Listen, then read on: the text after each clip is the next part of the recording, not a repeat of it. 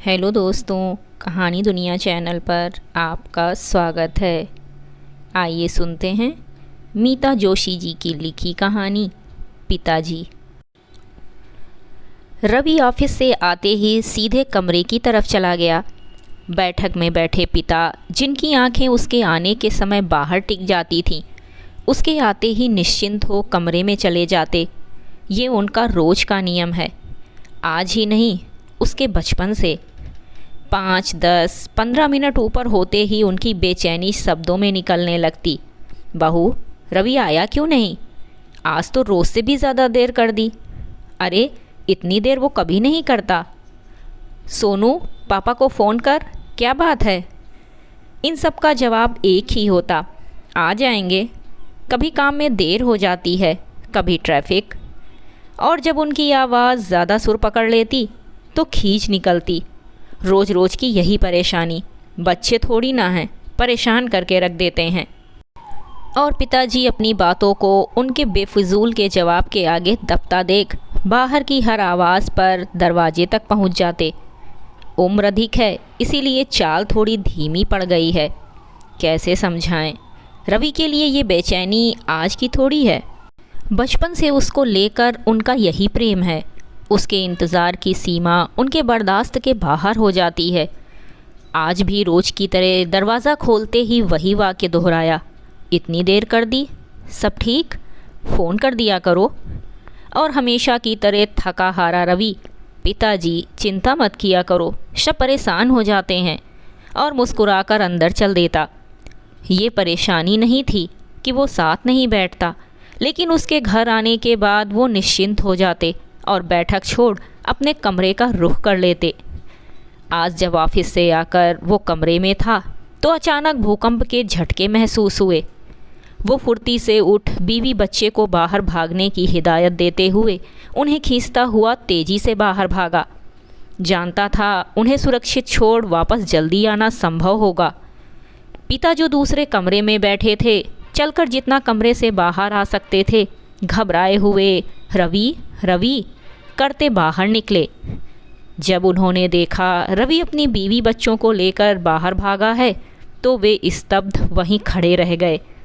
रवि उन्हें देखकर एक क्षण भी नहीं रुका, साथ ही पिताजी आइए, पिताजी आते रहिए कहता बाहर को भागा। भूकंप के झटके रुक रुक कर आ रहे थे। बेशक नुकसान कुछ दिखाई नहीं दिया, लेकिन लोगों की डर भरी चिल्लाने की आवाज़ भयावह थी। रवि को अपने परिवार सहित बाहर भागते देख पिताजी के पांव जैसे जम से गए। उन पर अब डर, भूकंप किसी का असर न था। उन्हें लगा उनकी किसी को कोई ज़रूरत नहीं। वे बेवजह जी रहे हैं, एक बोझ की तरह। वे जिस बेटे को अपने जीवन का आधार मानते थे, उसे अपने पिता से कोई सरोकार नहीं। उसने एक बार भी उन्हें बाहर ले जाना ज़रूरी नहीं समझा। अंदर तक टूटे हुए पिताजी पर जैसे बिजली टूट पड़ी हो। उन्हें जीने का कोई मकसद नज़र नहीं आ रहा था। रवि के बचपन से आज तक के एक एक पल आँखों के आगे आ गए। धर्मपत्नी का चले जाना और उस छोटे से बच्चे को माता पिता दोनों का स्नेह देना। उन्होंने हमेशा यही तो ईश्वर से चाहा कि उन्हें उसके लिए बनाए रखे। लेकिन क्या ये प्रेम एक तरफा ही था? शादी और बच्चे के बाद क्या उनका बेटे की ज़िंदगी में कोई अस्तित्व नहीं? उसी क्षण उनकी जीने की चाहत जाती रही। वो निढाल होकर गिर पड़े। कहते हैं इंसान जब मन से परास्त हो जाए तो वो पूरी तरह टूट जाता है। उन 2 मिनटों में पिताजी की जैसे दुनिया ही उजड़ गई। उनकी आंखों से आंसू गिरने लगे। आसपास का शोर हो या डर, किसी का उन पर कोई असर ना था।